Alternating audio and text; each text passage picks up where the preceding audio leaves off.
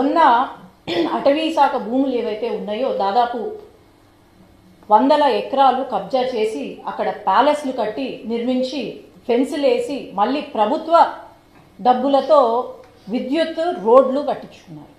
అది తప్పు అని చెప్పాను. అట్లాగే పీలేరులో కానీ పుంగనూరులో కానీ 100 ఎకరాలు కబ్జా చేశారు. విత్ ప్రూఫ్స్ అన్నీ ఉన్నాయి. ఆనాడు రైతులకు మేము రిజర్వాయర్ కడతామని చెప్పి ₹1 కూడా వాళ్లకు చెల్లించకుండా నష్టపరిహారం ఇవ్వకుండా దాదాపు 300 కోట్లు రైతుల నుంచి తీసుకొచ్చి ఆ రైతులను మోసం చేసి మళ్ళా సొంత పిఎల్ఆర్ సంస్థ వాళ్ళ సొంత సంస్థ పిఎల్ఆర్ సంస్థకు ఇచ్చి రిజర్వాయర్ నిర్మించారు. వాళ్లకు 100 కోట్ల ఫైన్ కూడా వచ్చింది, మీరు గమనించుకోవాలి.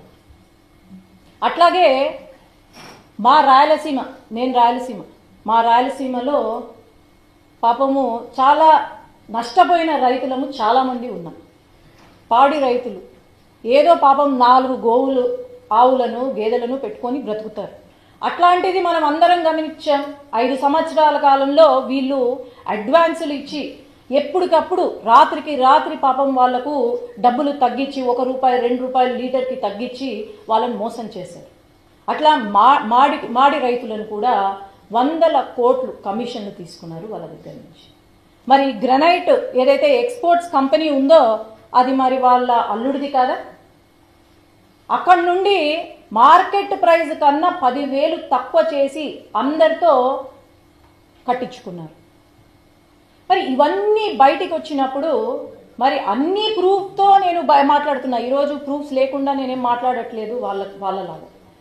ఈరోజు రాష్ట్ర అభివృద్ధి గురించి మనం అంతగా శ్రమిస్తున్నాం. అమరావతి గురించి పోలవరం గురించి మాట్లాడతారు వీళ్ళు. 5 సంవత్సరాల కాలంలో ఏమి ఒక డెవలప్మెంట్ చేయని వాళ్ళు ఈరోజు 7 నెలల్లో ఇన్ని తీసుకొచ్చినా సరే వీళ్ళు ప్రశ్నిస్తున్నారంటే మరి వీళ్ళు దద్దమలా ఏమనుకోవాలో నాకైతే అర్థం కావట్లేదు. ఒక మాట మాట్లాడేటప్పుడు నోరు అదుపులో పెట్టుకొని మాట్లాడాలి. ఈరోజు పార్లమెంటులో పురంధేశ్వరి గారి గురించి మాట్లాడాలి. ఒక మహిళ, నేను పార్టీ చూడట్లేదు, ఒక మహిళగా నేను ఈరోజు మాట్లాడదలుచుకున్నాను. ఒక సీనియర్ లీడరు, కేంద్ర మంత్రిగా చేసినారు. అలాంటిది పురంధేశ్వరి గారి గురించి మాట్లాడడము, రాష్ట్ర అభివృద్ధి గురించి మాట్లాడితే తను లేసారే తప్ప ఇంకా వేరే ఏం లేదు.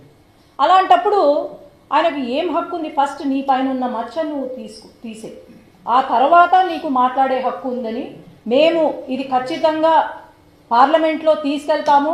ఆయన మాట్లాడిన మాటలు కూడా మేము నోటీస్ ఇస్తాము, దాన్ని డిలీట్ చేయాలని మేము అనుకుంటున్నాము. సో ఖచ్చితంగా మేము రాష్ట్రం అభివృద్ధి వైపు ఆలోచన చేస్తాం, కానీ ఇట్లాంటి చిల్లర మాటలు ఇట్లాంటి చిల్లర కథలకు మేమైతే ఎప్పుడూ కూడా ఆలోచన చేయము. మేము అభివృద్ధి కోసమే ఉన్నాము. ధన్యవాదాలు.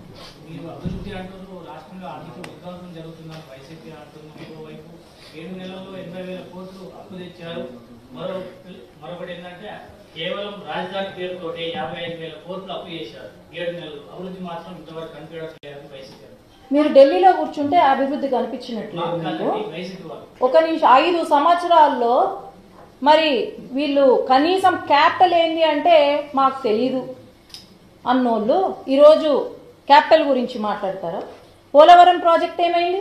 కడప స్టీల్ ప్లాంట్ ఏమైంది? మరి ఆయనే కదా తీసుకొచ్చింది. సొంత నియోజకవర్గంలో చేయలేకపోయినాడు, మళ్ళీ ఈరోజు ఏం కనిపించలేదు. ఒకటి, వాళ్ళు చేసిన అప్పులు తీర్చి డెవలప్మెంట్ చెయ్యాలి అంటే రాత్రికి రాత్రి మేమేం మెజిషియన్స్ కాదు. 7 నెలల్లో ఇంతగా ముందుకు తీసుకెళ్తున్నాము రాష్ట్రాన్ని. అది మీరందరూ కూడా దాన్ని అప్రిషియేట్ చేయాలి. కానీ 5 సంవత్సరాలు లేని గొంతులు ఇప్పుడు లేస్తున్నాయంటే ఇంకా ఏమనుకోవాలి వాళ్ళని? ఇదే సినిమా 2.0 సినిమా మేము చూపించాల్సి వస్తుంది.